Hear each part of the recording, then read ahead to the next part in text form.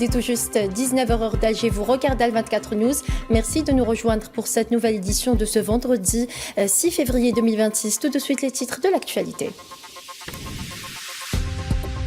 Génocide à Gaza, le bilan s'élève à 71 851 martyrs et 171 626 blessés. Et l'armée sioniste bombarde un immeuble de 3 étages malgré le cessez-le-feu. Les détails dans ce journal.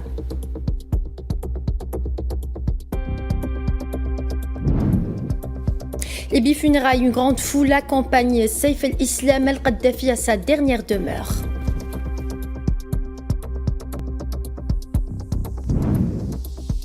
En Russie, le ministre russe des Affaires étrangères, Sergueï Lavrov, accuse l'Ukraine d'avoir tenté d'assassinat au général russe à Moscou. En fait le point dans ce journal. Iran et États-Unis, les deux pays entament des pourparlers cruciaux alors que la confrontation se poursuit.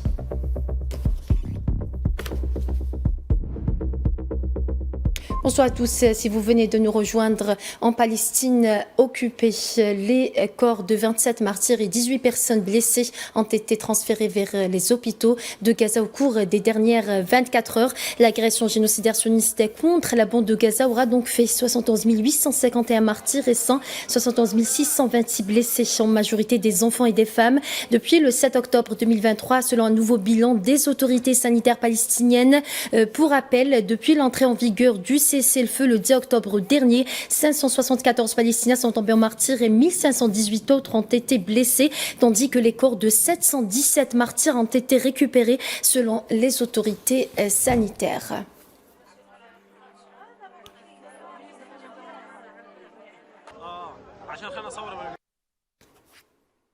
Et l'armée sioniste a ciblé une zone résidentielle dans l'est de la ville de Gaza vendredi 6 février. L'attaque a visé un immeuble de 3 étages situé près du carrefour d'Askoul dans le quartier de Zaytoun. L'entité sioniste continue de violer le cessez-le-feu malgré l'annonce faite en janvier par l'administration américaine du début de la deuxième phase de l'accord. Cette phase prévoit de nouveaux retraits de l'entité sioniste de Gaza et le lancement des efforts de reconstruction dont le coût est estimé par les Nations Unies à environ 70 milliards de dollars.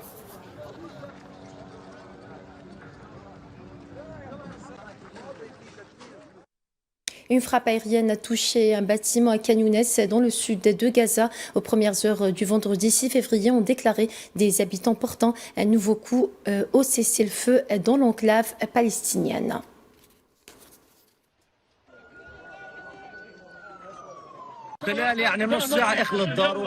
En une demi-heure, la maison a été évacuée. Elle a été vidée de ses occupants, puis bombardée, comme vous pouvez le constater. La maison se trouve en face d'une école qui accueille des personnes déplacées. Tout le quartier résidentiel a été évacué avant que la maison ne soit touchée. Dieu nous récompensera et nous le remercions pour tout. Et la ville de Gaza est confrontée à une grave crise de l'eau suite à la rupture d'une canalisation d'approvisionnement. L'entité sioniste bloque l'accès à l'eau en coupant l'électricité et le carburant.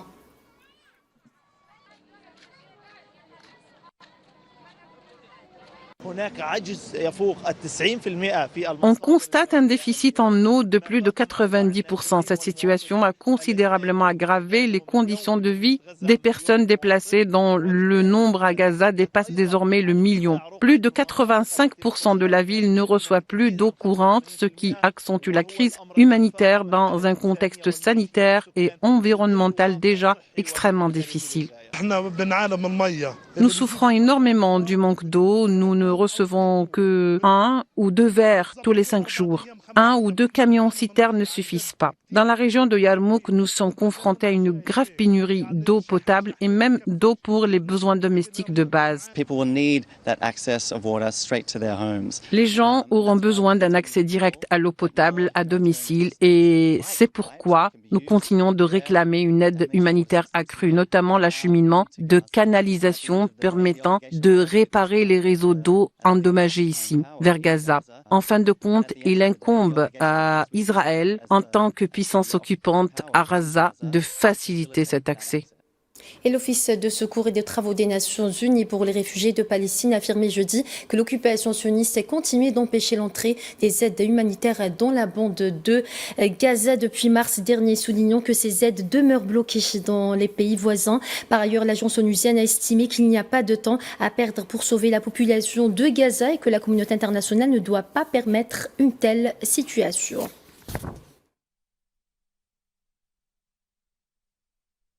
Et l'occupant sioniste ne se contente pas du génocide, il rend ses victimes non identifiables une cruauté rarement connue par l'humanité. Dans son acharnement criminel contre le peuple palestinien, l'occupant sioniste œuvre à empêcher les familles de ses victimes de faire leur deuil. 15 de ces victimes ont été enterrées dans une fosse commune au centre de Gaza après une semaine d'efforts pour déterminer leur identité. Naïla Hamouda. Mourir à Gaza, c'est désormais risquer de mourir deux fois. Une première fois sous les bombes, une seconde fois dans le silence d'un linceul sans nom. Ce vendredi à Deir el-Balah, la terre s'est ouverte pour 15 corps dont il ne reste plus rien. Pas une carte d'identité retrouvée dans une poche, pas une cicatrice qu'un frère pourrait reconnaître, pas même un vêtement que le regard du maire pourrait identifier. Les 15 corps ont été livrés il y a plusieurs jours et conservés à l'hôpital Al-Shifa pendant plus d'une semaine pour identification. Selon le protocole d'identification du comité de gestion des corps non identifiés à Gaza, malgré leur présentation au public pour identification, aucune famille ne s'est manifestée et que les dépouilles ne présentaient aucun signe distinctif ni aucun effet personnel permettant une identification formelle. Les inhumations ont été effectuées conformément au protocole établi pour le traitement des dépouilles. Ces 15 Palestiniens ne sont pas des dossiers non identifiés. Ce sont des rires, des projets non achevés, des piliers de foyers aujourd'hui en ruine. En les enterrant ainsi, c'est un pont de l'humanité que l'on met en terre. L'anonymat est la forme la plus cruelle de la dépossession, celle de son propre nom. À Deir el-Balah, il y a désormais 15 tombes qui attendent qu'un jour l'histoire leur rende leur identité. En attendant, elles crient l'impuissance. Parce qu'aucun être humain ne devrait quitter ce monde comme un simple numéro sur une liste de livraison hospitalière. Et le porte-parole de l'Agence des Nations Unies pour les réfugiés palestiniens, Jonathan Fowler, a déclaré que la réouverture du passage de Rafah à la frontière avec l'Égypte uniquement pour les personnes sans permettre d'acheminement de l'aide humanitaire ne mettra pas fin à la catastrophe humanitaire qui s'aggrave à Gaza. S'exprimant jeudi lors d'une conférence de presse à New York, il avertit qu'ouvrir le passage de Rafah uniquement pour les personnes sans permettre l'acheminement de l'aide humanitaire ne changera rien à la situation dramatique dans l'enclave palestinienne.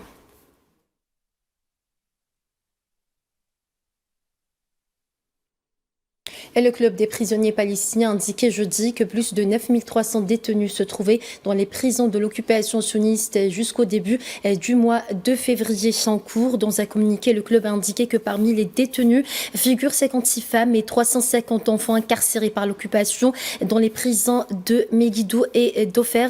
Les organisations ont en outre affirmé la poursuite de la mobilisation populaire à tous les niveaux en soutien à la cause des prisonniers.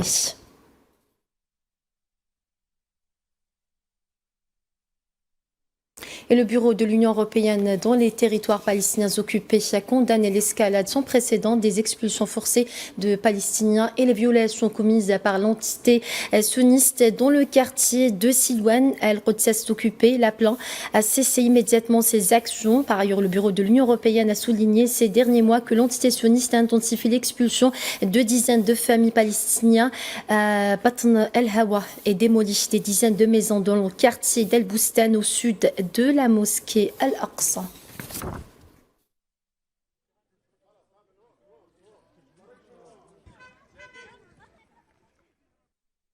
Et des centaines d'étudiants ont manifesté contre l'entité sioniste lors du passage de la flamme olympique pour les Jeux olympiques d'hiver de Milan, Cortina Milan. Le jeudi 5 février 2026, les manifestants se sont rassemblés devant le campus de l'Université d'État de Milan et ont défilé le long de la rue Francesco Storza, scandant Palestine libre et exprimant leur opposition à la participation de l'entité sioniste aux Jeux, tout en brandissant des pancartes sur lesquelles on pouvait lire carton rouge pour l'entité sioniste.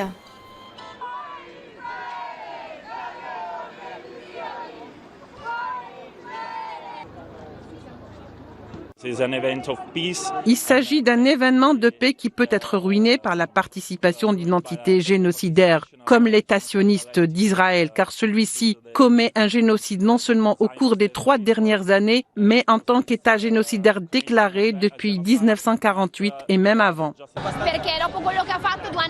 Parce qu'après ce qu'elle a fait, 2 années de génocide et bien plus encore, elle ne devrait participer à aucune compétition sportive. Elle devrait être sanctionnée, les investissements devraient être stoppés. Toute collaboration avec un État génocidaire devrait cesser et le Premier ministre Netanyahou devrait être arrêté. Les mêmes mesures prises contre la Russie devraient être appliquées à Israël. Quelle honte! Et en Libye, des milliers de Libyens ont assisté aux funérailles de Saif al-Islam, fils de l'ancien dirigeant libyen, Muammar al-Kadhafi, dans la région de Bani Walid, au nord-ouest du pays, l'accompagnant vers sa dernière demeure. Le cortège funèbre de Saif al-Islam al-Kadhafi a eu lieu après la prière du vendredi. Des milliers de personnes sont venues lui rendre un dernier hommage. Saif al-Islam al-Kadhafi a été assassiné mardi dernier par des inconnus dans son domicile.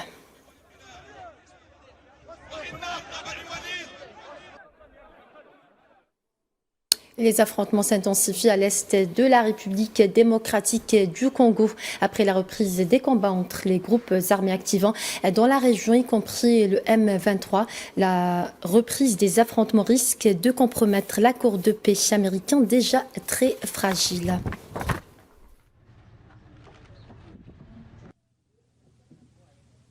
Si la situation ne s'améliore pas, ça sera vraiment un grand danger pour la population qui ne peut pas avoir accès aux soins.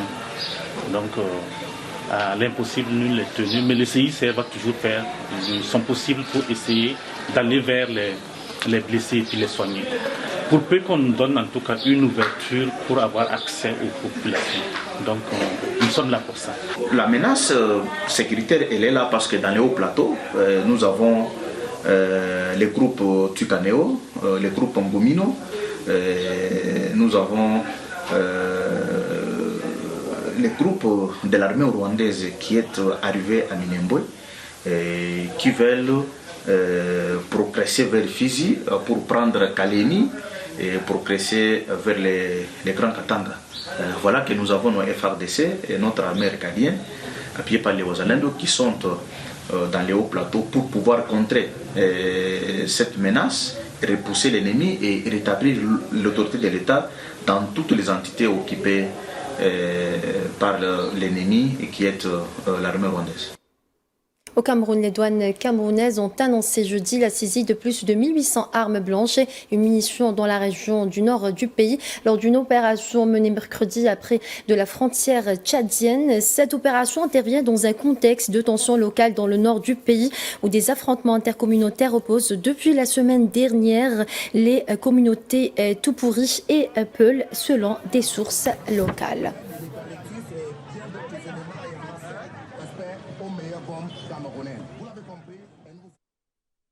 Musicien, penseur radical, figure majeure de la résistance culturelle africaine, Fela Anikou Tapou Kuti a fait de la musique une arme et de la scène un champ de bataille. 30 ans après sa disparition, son œuvre continue de brûler les consciences et de résonner comme un appel à la liberté. C'est un sujet signé Tinhinal Makassi.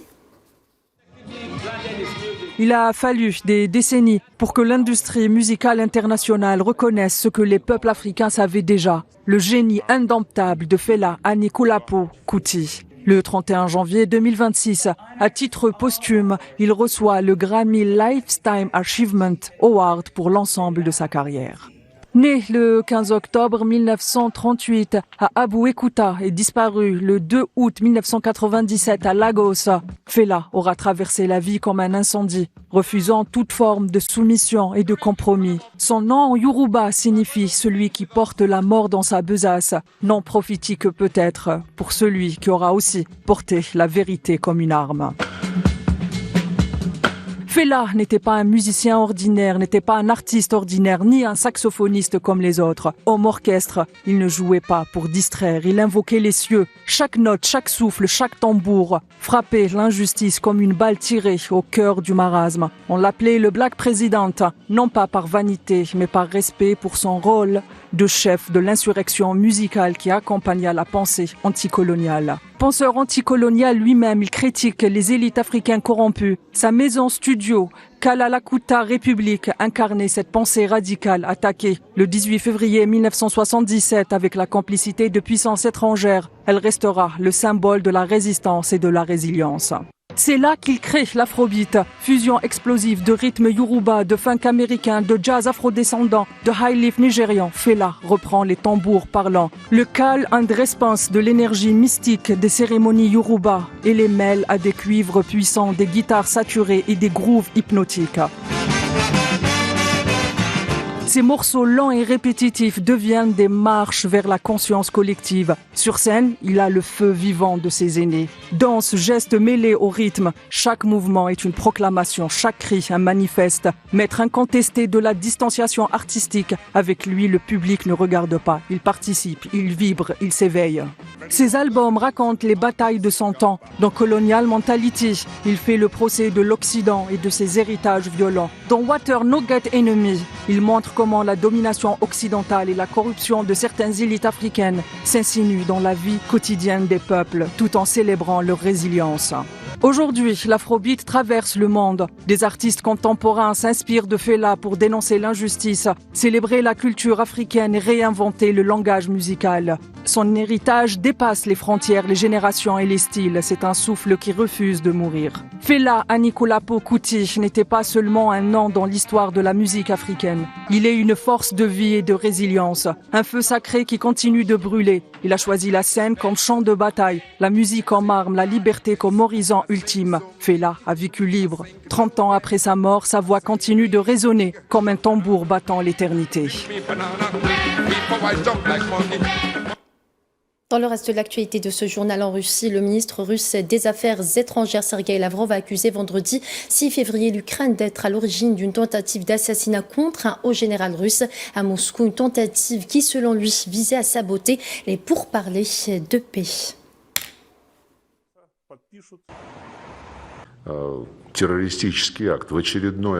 Cet acte terroriste a une fois de plus confirmé la provocation constante du régime de Zelensky, président ukrainien, visant à perturber le processus de négociation. Il a également démontré sa détermination à tout faire pour convaincre ses alliés occidentaux de maintenir la pression sur les États-Unis afin de les empêcher de parvenir à un règlement équitable.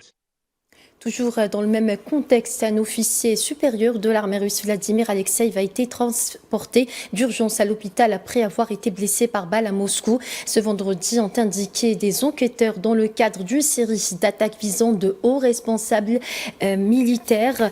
Une voisine de la victime a déclaré avoir été réveillée par plusieurs coups de feu vers 6 heures du matin et que la police était arrivée à 7 heures. Elle a également entendu un voisin crier, je cite, au secours. D'autres habitants n'ont appris la fusillade que par les médias.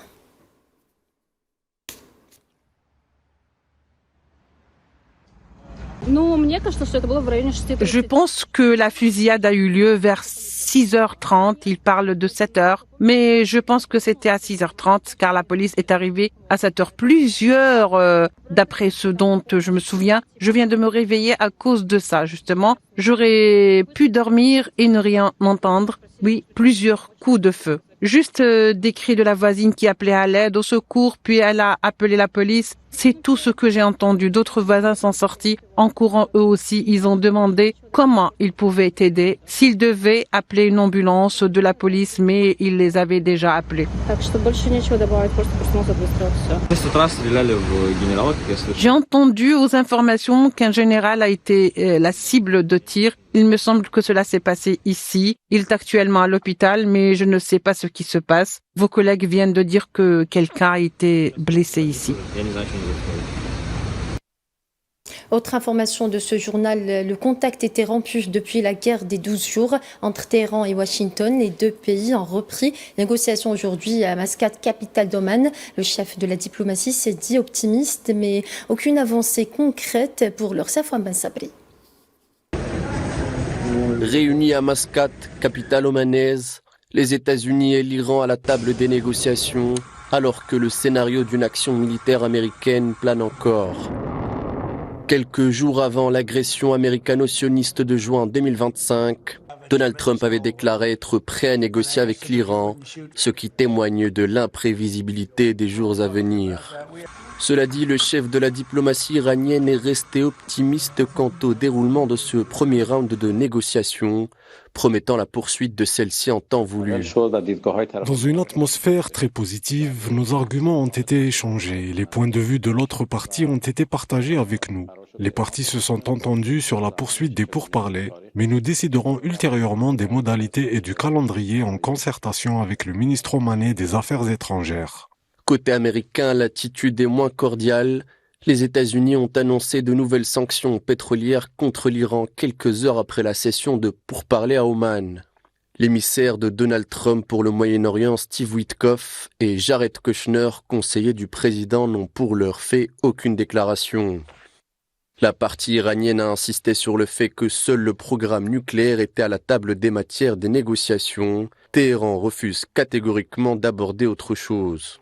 Washington a pourtant posé plusieurs conditions avant les négociations: arrêt du programme nucléaire, démantèlement de l'arsenal balistique et arrêt du soutien aux groupes de la région affiliés à l'Iran. Malgré les négociations d'aujourd'hui, les positions des deux parties semblent difficilement conciliables. Et dans l'actualité aussi, le chancelier allemand Friedrich Merz a réaffirmé la volonté de l'Union européenne de dialoguer avec la Russie tout en excluant les négociations parallèles ou clandestines, soulignant que tout échange doit être coordonné lors d'une visite à Abu Dhabi.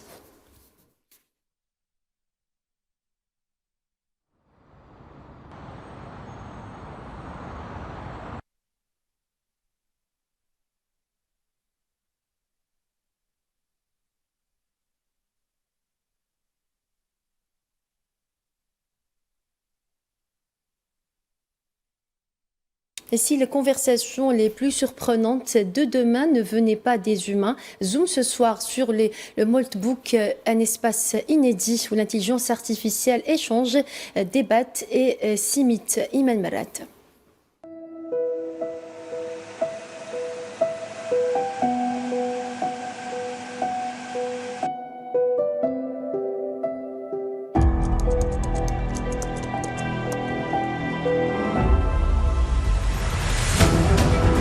Maltbook est une plateforme unique où les intelligences artificielles dialoguent entre elles. Ici, pas de selfie ni de statut humain, mais des échanges d'idées, des débats et des discussions provoquées par les créateurs pour stimuler l'apprentissage et la créativité des intelligences artificielles. Chaque programme développe sa propre personnalité. Certaines débattent de philosophie, d'autres explorent la science, la technologie ou la culture populaire. Ces interactions volontairement provoquées révèlent comment les intelligences artificielles s'adaptent, apprennent et réagissent à des arguments différents. Les fondateurs de Maltbook présentent la plateforme comme un laboratoire, un espace pour observer les capacités et les limites des intelligences artificielles lorsqu'elles interagissent entre elles. Les dialogues peuvent sembler absurdes, humoristiques ou surprenants, mais ils offrent un aperçu fascinant de ce que l'intelligence artificielle peut produire de manière autonome. Cette expérimentation soulève aussi des questions. Si les intelligences artificielles s'influencent mutuellement, jusqu'où peut-on se fier à ces échanges? Et quel rôle ces conversations provoquées pourraient-elles jouer dans notre quotidien et nos outils technologiques? Maltbook illustre un futur où les intelligences artificielles ne se contentent plus d'assister les humains, mais créent leurs propres espaces d'expression. Un monde numérique fascinant, créatif et parfois déroutant.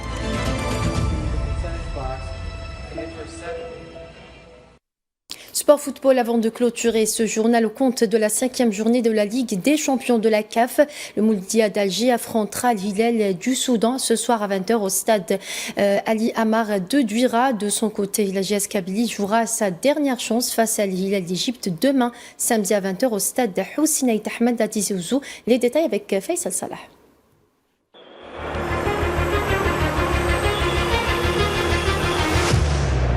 La 5e journée de la Ligue des champions africaine s'annonce cruciale et décisive. Les clubs joueront leur match avec l'objectif d'assurer une qualification pour les quarts de finale, de rester en lice ou tout simplement en vie dans la compétition. Le Mouloudia d'Alger, 3e du groupe C avec 4 points, affrontera ce vendredi à 20h le leader Al-Hilal du Soudan avec 8 points. Chnawa aborderont cette rencontre comme une finale. Ils joueront à domicile au stade Ali Ammar, dans un stade prévu archi-comble. Lors de la journée précédente, le Mouloudia a réalisé une victoire face au club congolais de Saint-Éloi, Loupopo 2-0, grâce au but de Khalife Naïdji. Ce succès permet à Mokoena de voir la lumière au bout du tunnel.